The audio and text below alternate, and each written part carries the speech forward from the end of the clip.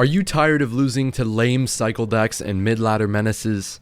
I've got a deck for you, my friends. I've got a deck for you, and although she is not pretty, I promise she is beautiful on the inside.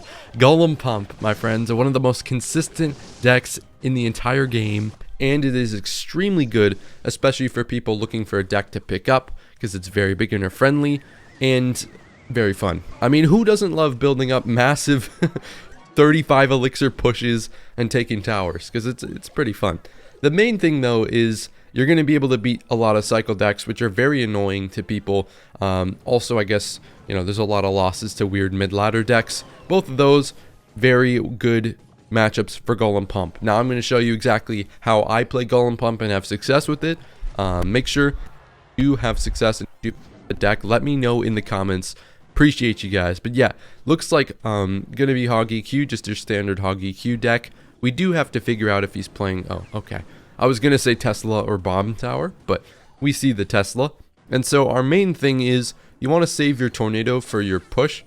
The most important thing for me is to go in single versus these types of decks, because if we go in now, he won't be able to cycle back to another firecracker. So we're going to be able to tornado the firecracker in and pretty much just take the entire tower. That's usually how it goes. You want to use your Skelly Drags a lot. The Skelly Drags are really good, especially when your opponent doesn't have Fireball. But yeah, as you can see, you just want to make sure, this is pretty much the standard for every deck. You use your spells on offense if you can. If you can't, then you want to wait to go in on offense until you do have your spells. And so we do predict a firecracker there. Unfortunately though, the firecracker, what do you call them, sparkles, I guess, do kill him there. So that's a bit unfortunate.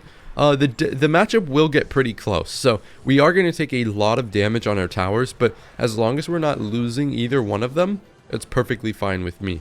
We have to use a lumberjack here, obviously, because I can't just sack that. I need to defend that because I need to keep my towers alive, or at least one of them, so that I can just focus on my push.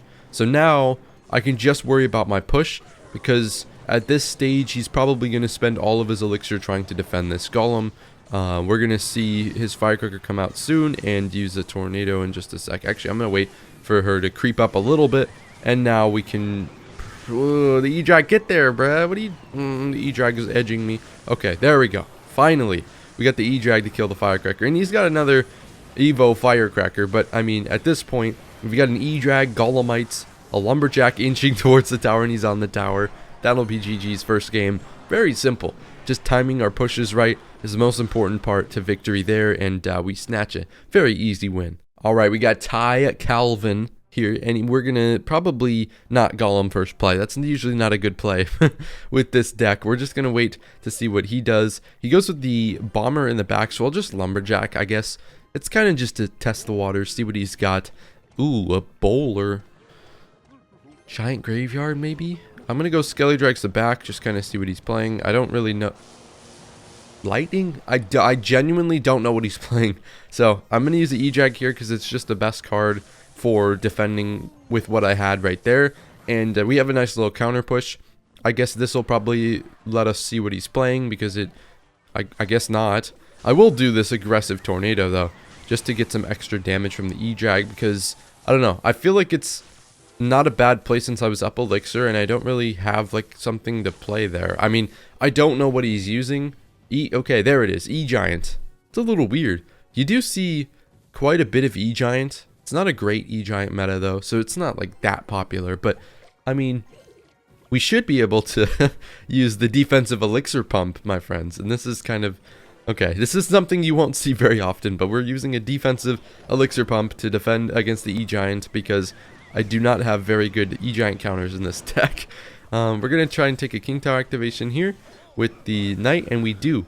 So, although we do take a couple of stray hits from that bomber, we're fine, low-key, I think, because we get the King Tower, which will help out against pretty much everything, especially incoming E-Giants. So, for me, we're just going to have to play kind of a cat and mouse game where we have to go in like as we're finishing our defense so that he can't use an E-Giant into our push. So that's what's going to happen. But first, I'm going to try and get a couple hundred damage with this bomber at the bridge. See if this doesn't work out. Ooh. Ooh. Ooh. We do get a little bit. Now, oh, we got the last one too. Nice. Okay, so what I'm going to do here is just tornado this back because you don't want to use a defensive elixir pump very often. It's not a very good trade.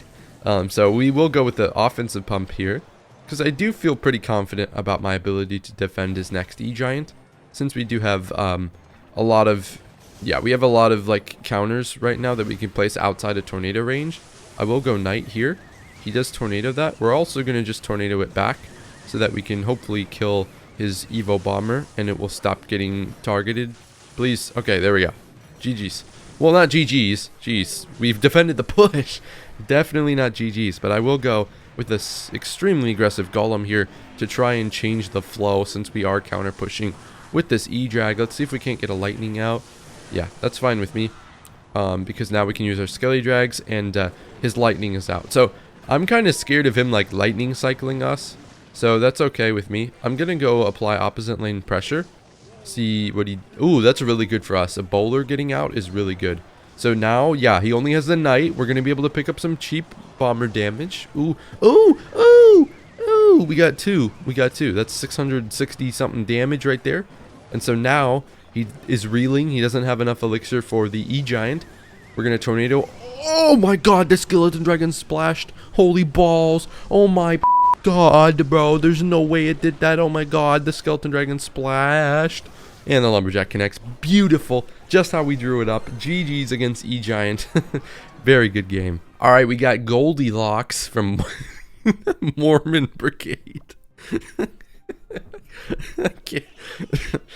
That's so stupid. No hate to any of the Mormons. If any of you guys are Mormons, oh, we predicted the wall breakers. Shout out to, no, not shout out to the Mormons. Just no hate to the Mormons. Okay, there we go. If there's any of you guys watching, okay, so I don't really have any idea what he's playing. We kind of just have to wait and see. I guess it's not a bad idea to do an elixir pump here. Just because we're at 10 elixir, we don't know what he's playing. I've got Tornado, E-Drag, Skelly Drags. Yeah, so this is fine. He does sadly kill our pump, or he will kill our pump. But, I mean, that's okay. The miner, I think... Wait, I don't know. I know the EQ's a positive trade. I think if the miner gets all of its damage on the pump, I think it's also a positive trade. So that's unfortunate. Oh, he didn't... Oh, look, he's a free thinker, chat. He didn't think about he put his goblin barrel there so my bomber wouldn't be able to get the best value of all time. That's kind of lame. I will counter push, I guess, to try and force out elixir. Let's see what he plays here. Bomber should get a shot. Oh, he has the goblin gang too. That's actually kind of nice. I'm gonna pump again, and he's probably gonna miner, so I'll get my lumberjack ready. Please, please, why, bro? Like, I never predict the miners. I swear to you, I never predict the miners, bro. I never hit the miners. It is insane. It is actually insane. Okay, but we're going to sack that because there's no point. I have an elixir lead, and I need to capitalize on it. And that lumberjack is going to town. Beautiful.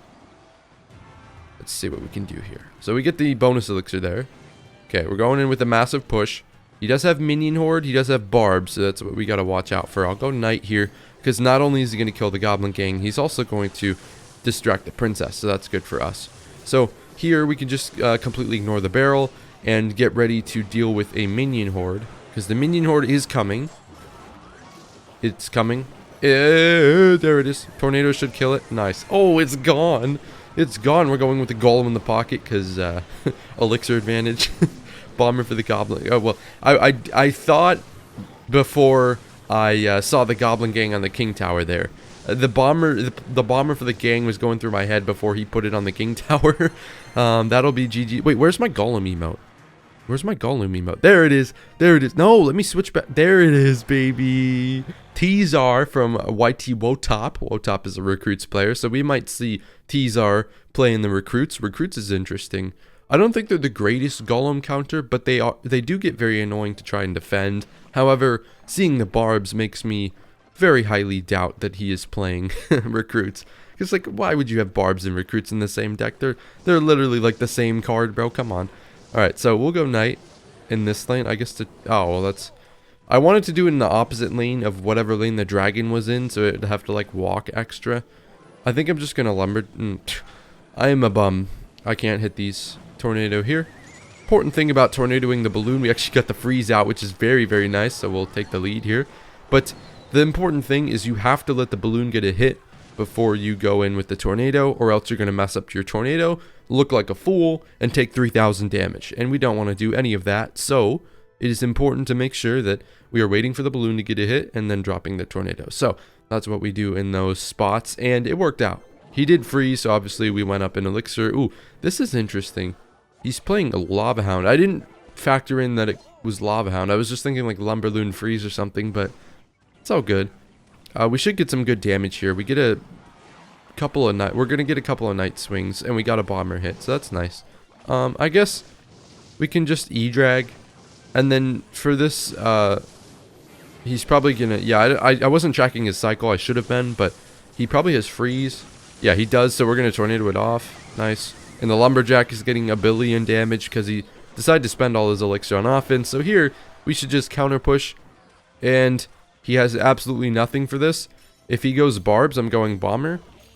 And appears he's not going barbs. So we're going to be up 2 towers, basically. And he may have even quit the game. So, yeah, does look like he quit. So there's that. Free win against Lava Freeze. Lava's a pretty good matchup for Golem Pump. So, big W's. Alright, we got Kira from Legends Royale. And we'll just wait a second to see what he's playing. A May Knight in the back. Let me wait a little bit longer. Okay, there's a Hog Rider. So, we'll go Knight, I guess, to distract the Ice Spirit. Tornado on the Hog Rider. And we'll get a nice King Tower activation. Nice. So, King Tower activation is very good. Especially against Hog decks. So, it could be, I guess, I don't know. Okay, that gives it away. It is 2.6 Hog Rider cycle, so that's going to be pretty good for us, I think. Musketeer cycling is going to be very, very annoying, but this is going to be the same thing we do against Hog EQ, actually. This is strategies to go in single so that he cannot abuse the Musketeer cycle.